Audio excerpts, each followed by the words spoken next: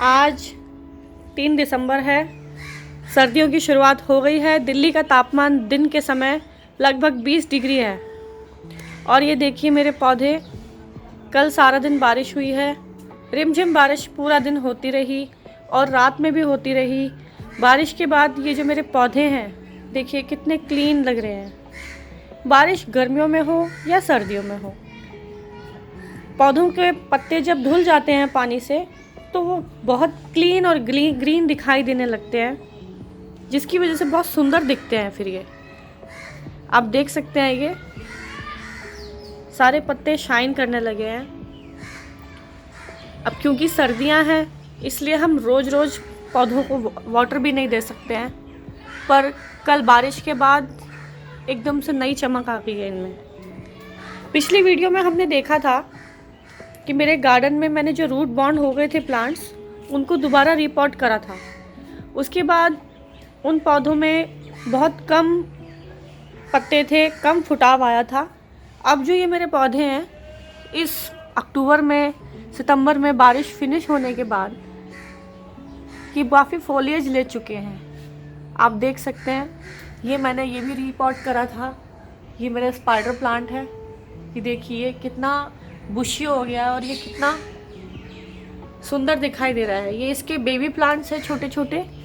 ये छोटे छोटे बेबी प्लांट्स हैं, ये भी निकल आए हैं। देखिए कितने सारे हैं ये, और ये दिखने में बहुत सुंदर लगते हैं। अगर हम चाहें तो इनको हम कट करके किसी भी प्लांट में लगा सकते हैं, ये रीग्रो हो जाएंगे। दूसरे इस छोटी सी जो ये रूट है, इसकी जो नीचे दिखाई दे रही है, ये रूट है। इस रूट से ही दूसरे प्लांट्स हम क्रिएट कर सकते हैं। मैंने भी ऐसी बहुत सारे प्लांट्स लगाए हैं, अपने फ्रेंड्स को, अपने रिलेटिव्स को भी मैंने गिफ्ट करे हैं। ये है मेरा दूसरा प्लांट, वैंडरिंग ज्यू। इसके पत्ते जो है आप देख सकते हैं, ये कहीं कहीं पे पर्पल है, कहीं कहीं पर ग्रीन शेड है। देखिए नीचे से ये पर्पल है, आगे से ये ग्रीन है। जब ये धूप में आता है तो अपना कलर बदल लेता है, ग्रीन हो जाता है। जब इसको थोड़ा सा शेड मिलता है तो ये पर्पल में कन्वर्ट हो जाता है। ये मेरा बहुत पसंदीदा प्लांट है। इसको भी मैंने कटिंग से ही, ये भी ग्रो हो जाता है। ये इस हिस्से से हम इसकी कटिंग ले सकते हैं, जो इसकी बड्स है, और इसको हम दूसरे पॉट्स में अगर हम इसको फरवरी में या बारिश के सीज़न में लगाएं तो ये जल्दी ग्रो करता है। और ये बहुत इजी केयरिंग प्लांट है। इसको पानी की भी बहुत ज़्यादा ज़रूरत नहीं है, धूप की भी बहुत ज़्यादा ज़रूरत नहीं है। यहाँ देखिए मेरे इस लॉन में बिल्कुल भी धूप नहीं आ रही है अभी विंटर्स में, फिर भी ये जो जितने भी प्लांट्स हैं सारे ये अलाइव हैं। अब क्योंकि सर्दियाँ आ गई हैं, यहाँ धूप नहीं है, तो मैंने जो मेरे मैक्सिमम प्लांट्स हैं जिनको ज़्यादा धूप चाहिए होती है, ये मेरा बैकयार्ड है, उनको मैंने फ्रंट यार्ड में शिफ्ट कर दिया है। अब ये वैंडरिंग ज्यू के साथ में ही मेरा पर्पल शेड देने वाला दूसरा प्लांट है। इसको पर्पल हार्ट के नाम से भी जाना जाता है। ये जो पर्पल हार्ट है, अगेन इसका नाम पर्पल हार्ट इसलिए है क्योंकि इसके पत्ते पर्पल हैं, आप देख सकते हैं। इसको भी पानी की बहुत ज़्यादा रिक्वायरमेंट नहीं होती है। हाँ, बट इसको हम बिल्कुल सूखा भी नहीं रख सकते हैं। ये सूख गया तो फिर ये ग्रो नहीं होगा। हाँ, बट इजी केयरिंग प्लांट है, बहुत ज़्यादा मेहनत कुछ नहीं करनी पड़ती है इनके साथ में। ये भी मैंने लास्ट ईयर ही ग्रो किया है इस पॉट में, हैंगिंग पॉट में। तो फ्रेंड्स, अब ये नेक्स्ट प्लांट है मेरा, ये लालसा का पौधा। मैं आपको इसे जूम करके दिखाती हूँ। ये लालसा का पौधा, इसे धूप बहुत चाहिए होती है और पानी भी अच्छा खासा चाहिए होता है, लेकिन मिट्टी सूखने के बाद। ये लालसा का पौधा मैंने जस्ट सितंबर में ही ग्रो करा है। और क्योंकि ठंड है तो ठंड की वजह से इसकी पत्तियां गिरनी अब शुरू हो गई हैं, क्योंकि यहाँ धूप की बहुत कमी है। मैं आपको इसे नज़दीक से दिखाती हूँ, नीचे उतार के। ये देखिए फ्रेंड्स, इसके पत्ते आप देख पा रहे होंगे, बिल्कुल पर्पल हैं। अब इस पे धूप जब आएगी तो ये डार्क पर्पल, एकदम डार्क पर्पलिश कलर के हो जाएंगे। और ये देखिए जो नई नई पत्तियाँ ग्रो हो रही हैं, ये देखिए, ये बिल्कुल पर्पल है, ब्यूटीफुल। कितनी सुंदर लग रही है इसकी कोपले, देखिए।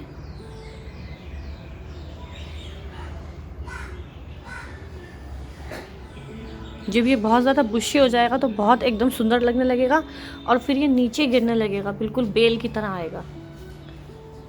फ्रेंड्स, जैसा कि ये मेरा बैकयार्ड है तो यहाँ बहुत सी चीज़ें रिपेयरिंग से रिलेटेड रखी हुई हैं और काफ़ी सारा अभी मेंटेनेंस वर्क भी बाकी है। तो यहाँ मैंने कॉर्नर में अपने गेट के पास ही रखा हुआ है एक नींबू का पेड़।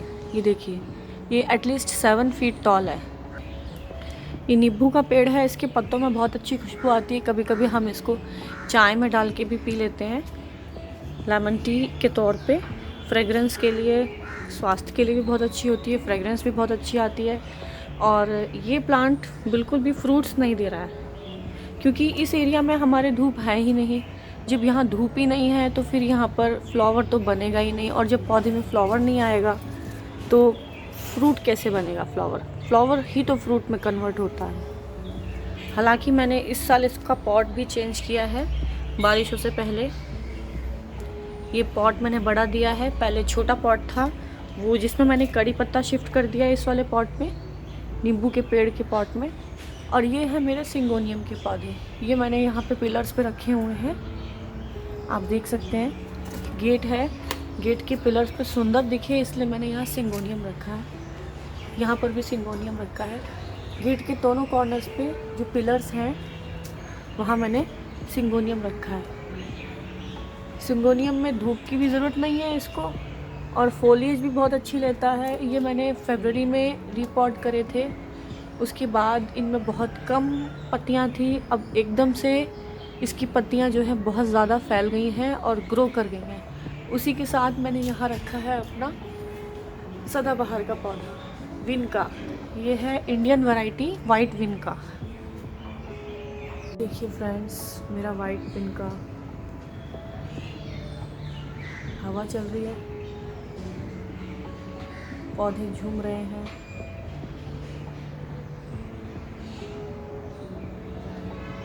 ये कलियां आ रही हैं इसमें छोटी छोटी, देखिएगा।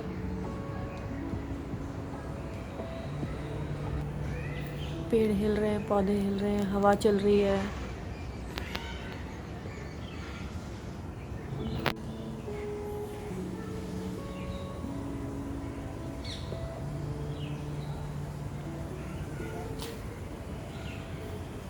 ये जो मेरा गेट के पिलर पे सिंगोनियम है, इसकी एक ये छोटी सी बेल नीचे ट्रेल करती हुई आ रही है।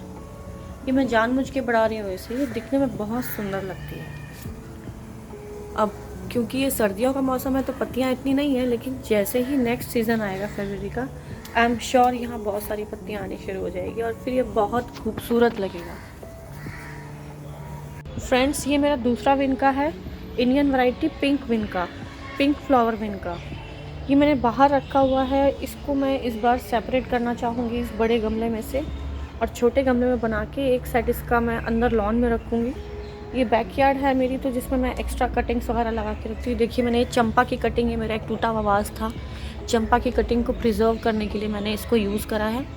नेक्स्ट ईयर मैं नया वाज लेकर आऊँगी। अगर ये ग्रो कर जाता है, चल जाता है, इसमें रूट हो जाता है, रूटिंग हो जाती है, तो फिर मैं इसे नए वाज में शिफ्ट कर दूँगी। अब इसके बगल में ही मेरा ये रखा है गिलोय का प्लांट। अब क्योंकि सर्दियाँ आ चुकी हैं दिल्ली में बहुत ज़्यादा, अब धीरे धीरे दिसंबर भी आ गई, पाला भी पड़ना शुरू हो गया और यहाँ धूप भी नहीं है। ये देखिए गिलोय का पौधा, इसका पत्ता कितना खूबसूरत और कितना बड़ा होता है। ये बहुत यूज़फुल है, तो मैंने ये बारिशों के सीज़न में ही लगाया है, क्योंकि बारिश के सीज़न में कोई भी पौधा हो वो जल्दी ग्रो करता है। ये इसकी जड़ें हैं, इसे तो अमर पौधा भी कहते हैं। कैसे भी कंडीशंस हो ये ग्रो हो ही जाता है। इसी के साथ में ये दूसरा मेरा गिलोय है। ये पूरा मैंने इसमें एक पिरामिड बनाने की कोशिश करी थी।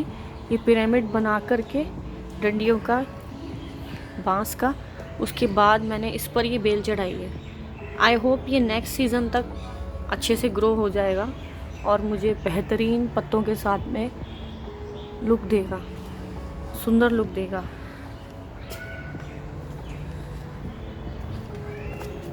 अब क्योंकि ये बैकयार्ड्स है, साथ में यहाँ पे हमारा यूटिलिटी एरिया भी है, तो यहाँ पर हम कपड़े भी अपने सुखाते हैं।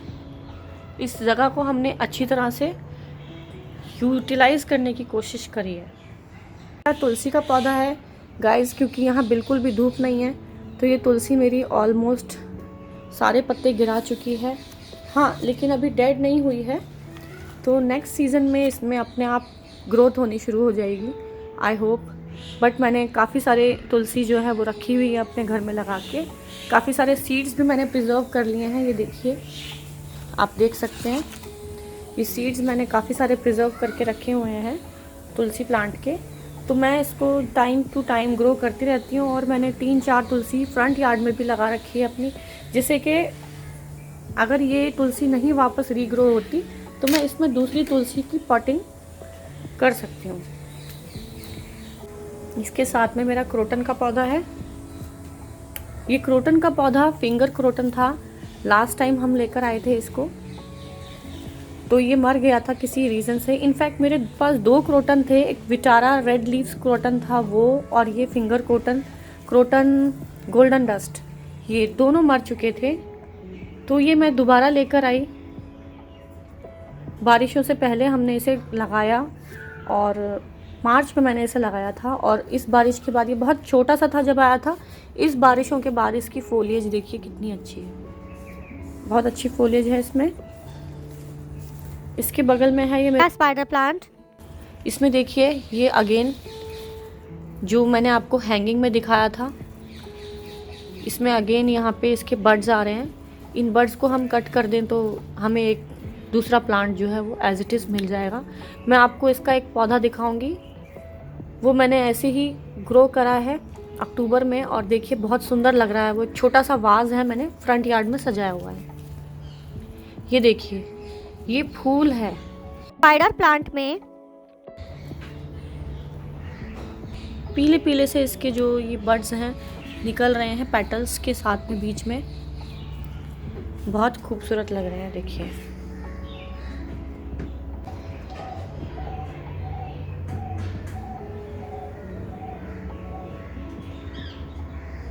अब हम आगे की ओर बढ़ते हैं। ये है मेरे 2 प्लांट्स एलोवेरा के। ये मेरे पास एलोवेरा इंडियन वैरायटी है।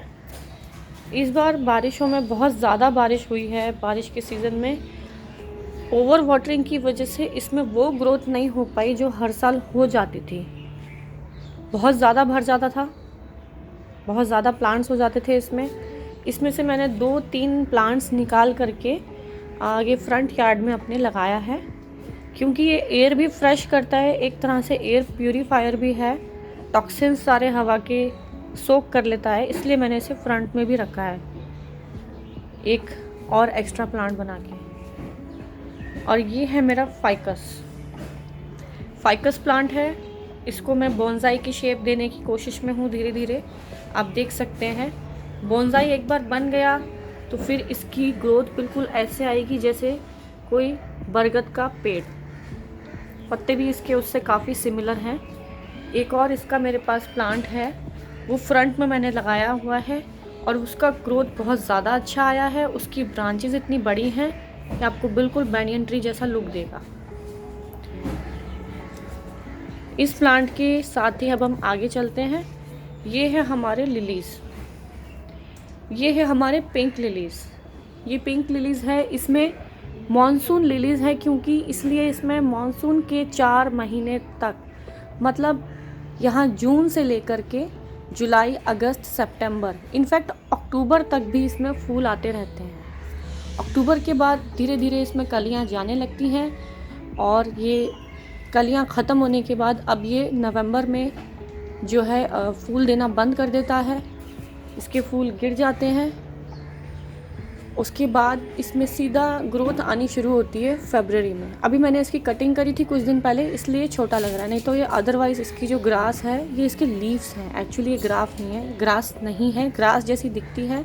इसकी लीव्स इतनी पतली ही होती हैं, ये बहुत लंबी ग्रोथ हो जाती है, इसकी काफ़ी टॉल ग्रोथ हो जाती है। इसी के साथ ये वाइट लिलीज़ हैं। वाइट लिलीज़ भी बिल्कुल पिंक लिलीज़ की तरह ही हैं। ये भी मॉनसून लिली है, ये भी मॉनसून सीज़न में ही आएंगे। इनका पीरियड भी सेम है ग्रो करने का। इसके साथ ये मेरा कोलियस है। पिंक एंड पर्पल का जो शेड है ये देखिए, जब ये छोटे छोटे पत्ते इसके ग्रो कर रहे होते हैं तो ये ग्रीन और पिंक होता है। और जब ये देखिए, कहीं पर ये पर्पल है, कहीं पर पिंक है, कहीं पर ग्रीन है, थोड़ा थोड़ा ग्रीन है, कहीं पर ये पूरा ग्रीन है, पर्पल हिस्सा इसका कम है। देखिए, पर्पल हिस्सा बिल्कुल ना के बराबर है और बीच में से पूरा पिंक है।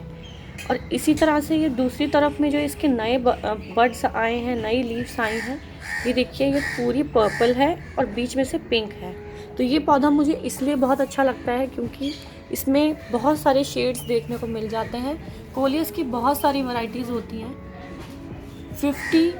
लगभग 50 के लगभग तो मैंने खुद इंटरनेट पे सर्च करा है, देखा है। और 5-10 वैरायटी तो मैं खुद शॉप पे देख कर आई हूँ, गार्डनिंग शॉप पर।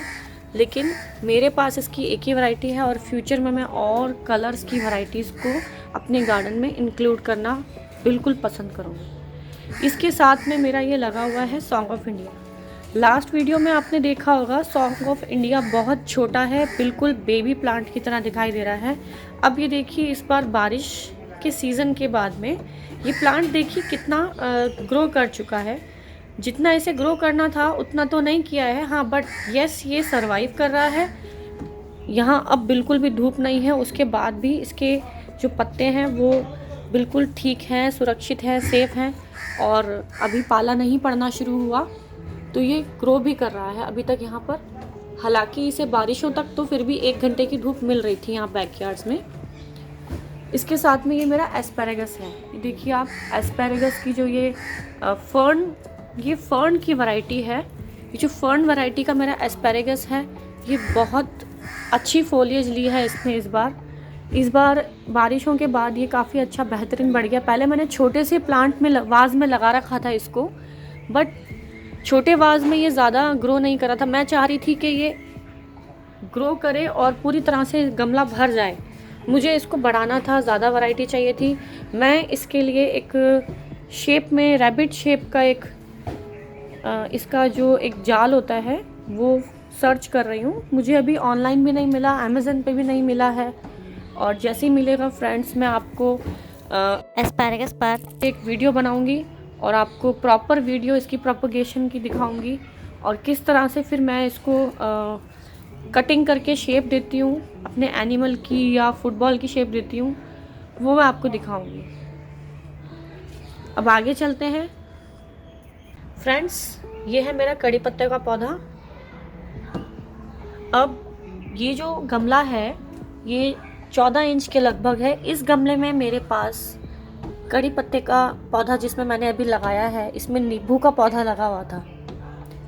नींबू का पौधा मैंने बड़े गमले में लगाया, वो 16 इंच का है और इसमें मैंने कड़ी पत्ता शिफ्ट करा क्योंकि जो कड़ी पत्ता है अब आने वाले टाइम में ये ग्रो करेगा और ये भी एक तरह का बड़ा प्लांट ही है। अभी प्लांट है, ये भी ट्री ही बन जाता है। तो मैं इसको बोनसाई प्लांट में कन्वर्ट करूँगी ताकि इसमें फोलिएज अच्छी ले और समय के साथ साथ इस गमले में भी अच्छा, ये ज़्यादा जगह होगी तो ज़्यादा ग्रो करेगा। इसमें मैंने छोटा सा ही कॉर्नर में अजवाइन का पौधा रखा हुआ है, इस छोटे से वाज में। ये मैंने कुछ अजवाइन के पत्ते तोड़ के रखे हैं सूखने के लिए। ये कभी कभी हम सब्ज़ी में डाल लेते हैं, बहुत अच्छी फ्रेगरेंस देता है। ये ईटेबल है, एडिबल है, बिल्कुल हम इसे यूज़ कर सकते हैं। ये इंडियन देसी वैरायटी है। हालांकि अजवाइन के पौधों में फूल आते हैं, पर मैंने अपने इस अजवाइन की जो वैरायटी है इसमें फूल आता हुआ नहीं देखा कभी भी। इसी के साथ मेरा ये दूसरा कड़ी पत्ता है। दूसरा कड़ी पत्ता मैंने यहाँ लगाया है क्योंकि कड़ी पत्ता हमेशा चाहिए ही होता है हमें खाने में, तड़का लगाने के लिए। साउथ इंडियन हमारे घर में बहुत बनता है, उसके लिए काफ़ी कड़ी पत्ता यूज़ होता है हमारे घर में, इसलिए मैंने यहाँ बैक यार्ड्स में 2 लगाए हैं। फ्रंट यार्ड में मेरा एक कड़ी पत्ता लगा है, वो भी छोटा प्लांट है, उसको धूप ज़्यादा चाहिए, तो इसलिए मैंने फ्रंट में भी एक रखा है। इनफैक्ट मैंने 2 पौधे रखे हैं, एक बेबी प्लांट है, एक ने अभी ग्रो करना काफ़ी अच्छी तरीके से शुरू कर दिया है। उसकी डिटेल्स भी मैं आपको नेक्स्ट वीडियो में दिखाऊंगी। इसके साथ ये मेरा रखा है डायफनबेचिया। डायफनबेचिया जब मैंने लास्ट टाइम आपको वीडियो में दिखाया था उसमें सिर्फ एक ही पत्ता था, ज़्यादा से ज़्यादा 1-2 पत्ते थे उसमें, बिल्कुल भी उसको फ्रंट यार्ड में रखा हुआ था, जगह सूट नहीं कर रही थी। हाँ, बट मैंने इसको बैक यार्ड में शिफ्ट करा गर्मियों में, और ये जगह ऐसे इतनी इतनी सूट करी कि पहले ये सिर्फ एक पत्ती थी, ये एक पत्ती धीरे धीरे अब ये दूसरी पत्ती है, नीचे भी है उधर और इधर भी है। इस प्लांट में अब इस तरह से फॉलिएज लेना इसका शुरू हो गया है और अच्छा खासा बढ़त लेने लगा है। ये देखिए,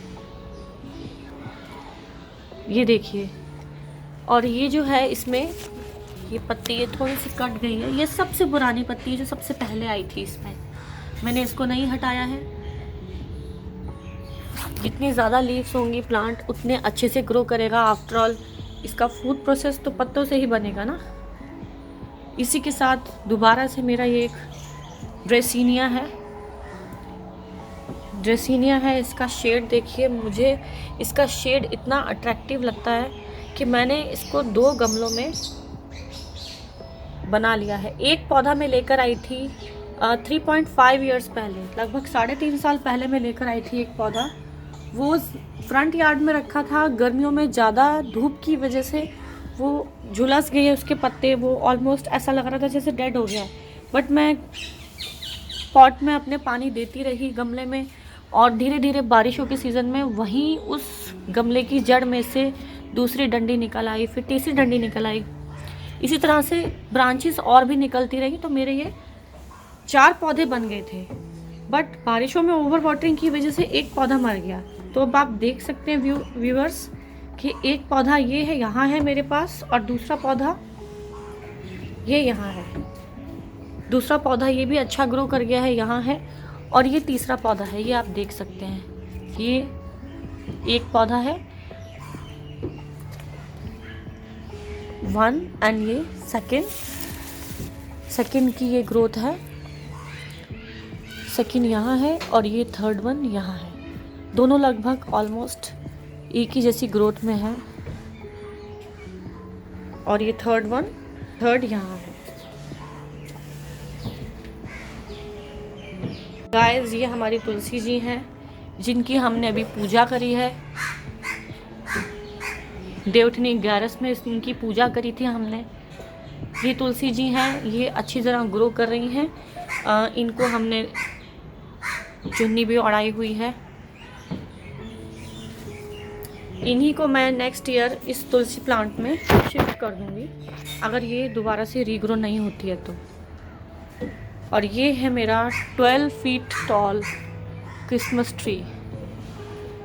इस क्रिसमस ट्री के साथ काफ़ी इमोशनल अटैचमेंट मेरी मदर का है, क्योंकि बहुत छोटा था जब वो ये लेकर आए थे, और हर साल 1-1 फीट बड़ा हुआ है ये। और अब इस साल इसको 11th ईयर स्टार्ट हो जाएगा। 10 इयर्स फिनिश कर चुका है ये। इस क्रिसमस पे हम इसे डेकोरेट करेंगे, उसकी वीडियो भी मैं एक बनाऊंगी, आप लोगों के साथ शेयर करूंगी।